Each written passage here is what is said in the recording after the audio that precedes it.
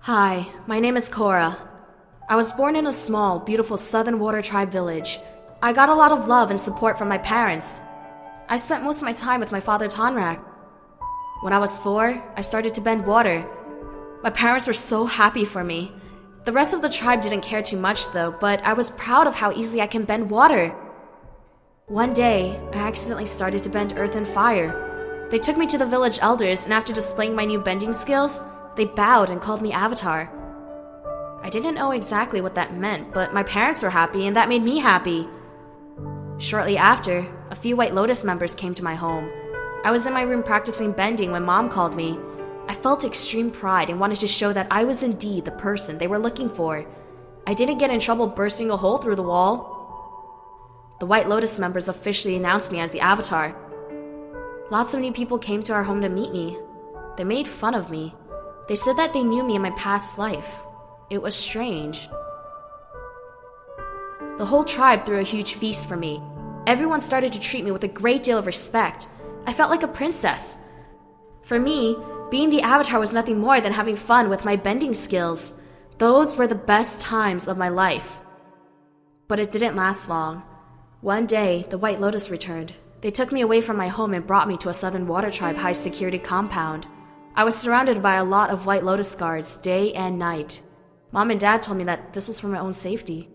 They told me that Avatar Aang wanted to keep me safe until I mastered all of the elements. I didn't like it. I couldn't take it anymore. I decided to run away.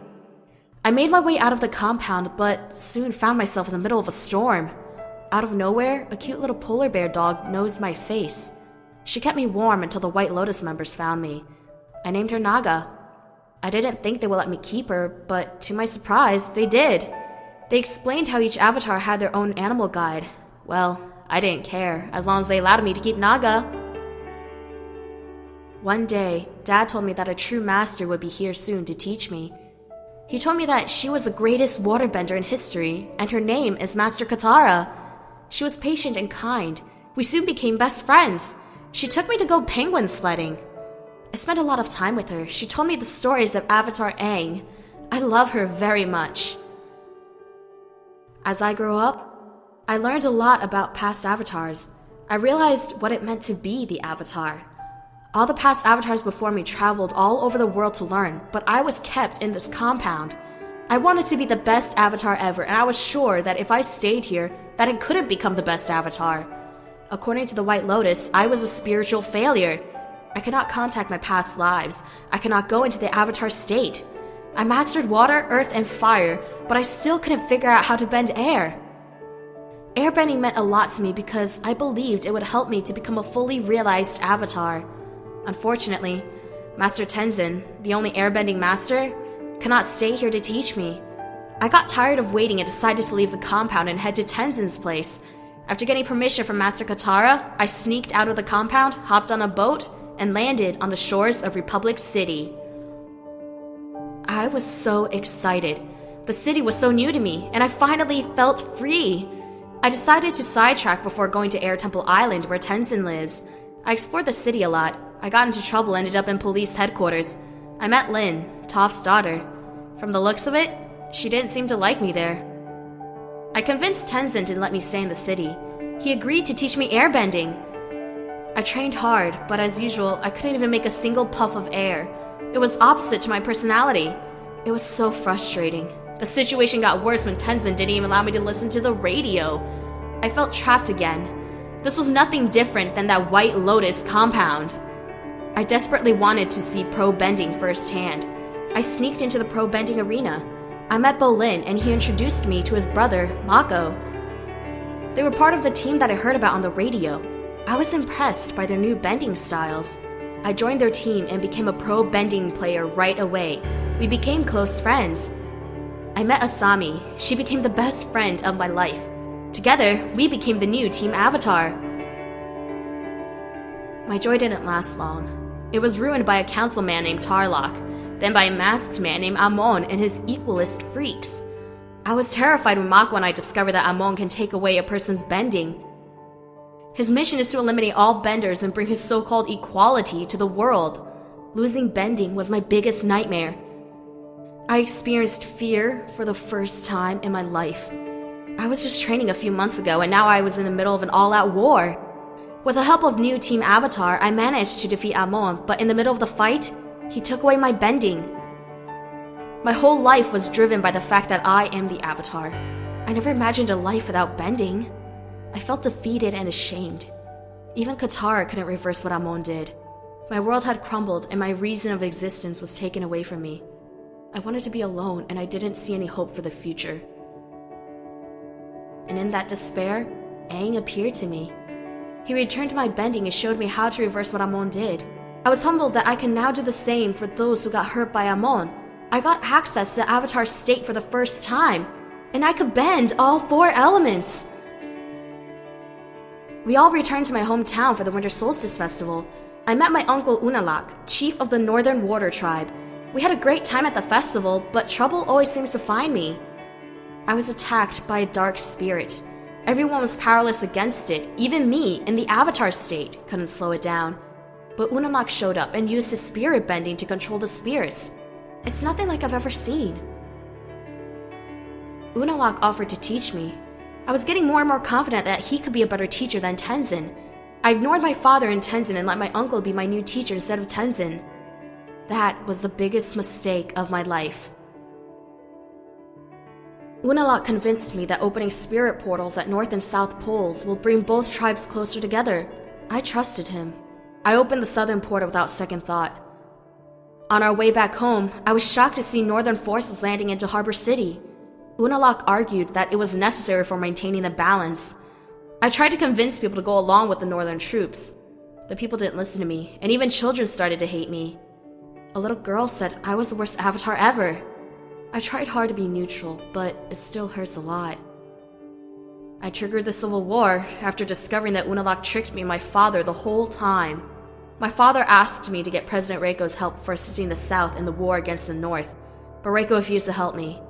My plan to bring the United Republic Army without the president's knowledge failed.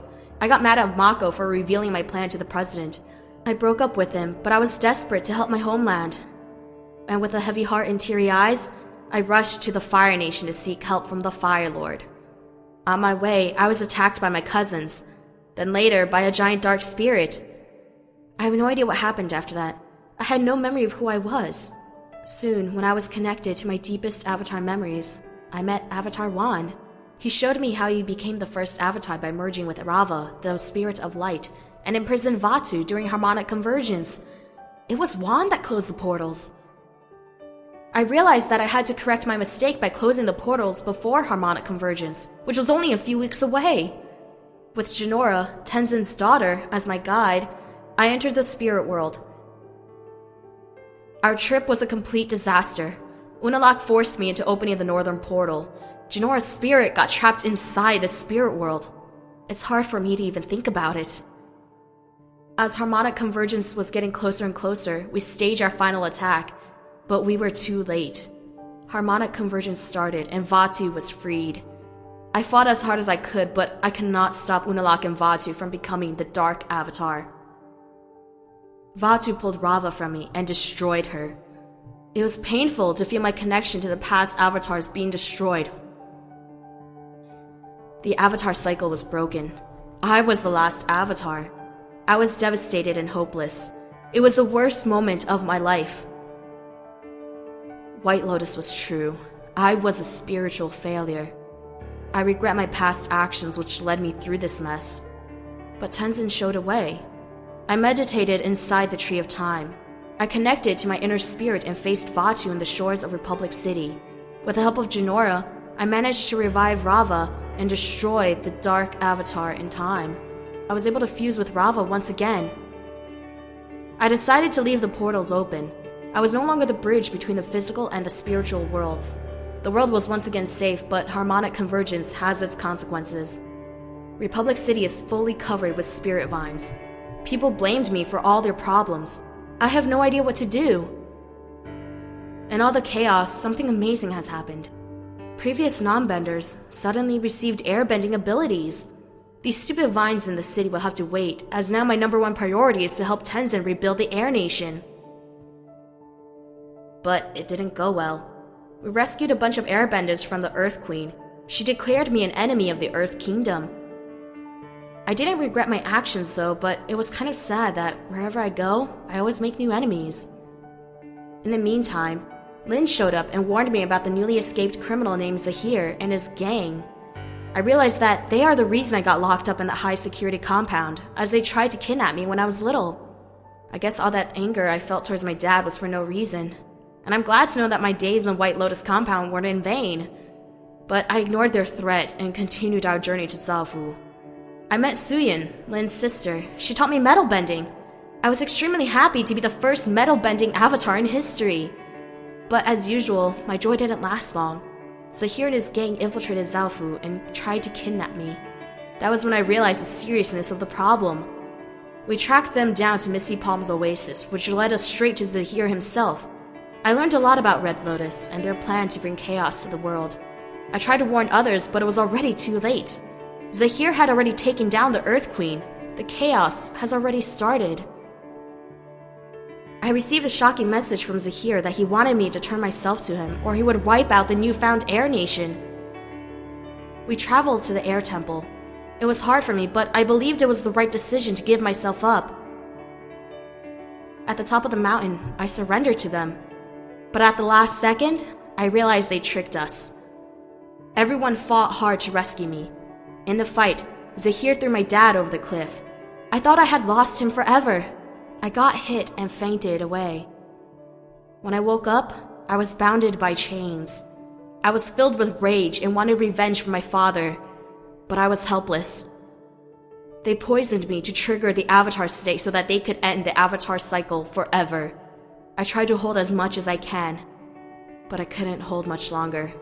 I collapsed and entered into the Avatar state. I freed myself and easily overpowered them. But it was hard to fight them and the poison at the same time. My head wasn't clear and my muscles ached. I could barely move. Zahir tried to kill me with his airbending. I could feel my spirit leaving me. I felt like it was the end. At the right time, airbenders pulled together and rescued me. With the help of Jinora, Sue was able to remove the poison and save the Avatar cycle, but the poison already took a great toll on my health. It feels emotional to see Jinora becoming a young airbending master. After all she has done for me, I don't know how I'm ever going to repay her. Aang would be proud to see this, but it's sad to remind me that I lost my connection, that I am all alone. My mind and body is a wreck. I don't feel like talking to anyone. The thought of not being able to do my job is heartbreaking. I'm not sleeping. The fear of failure is haunting me. I'm not sure if I'm actually strong enough to be the Avatar. I'm happy that my family and friends are around me, but I don't think they can possibly help me at this point. I hope I don't let everyone down, and I hope everything will be all right.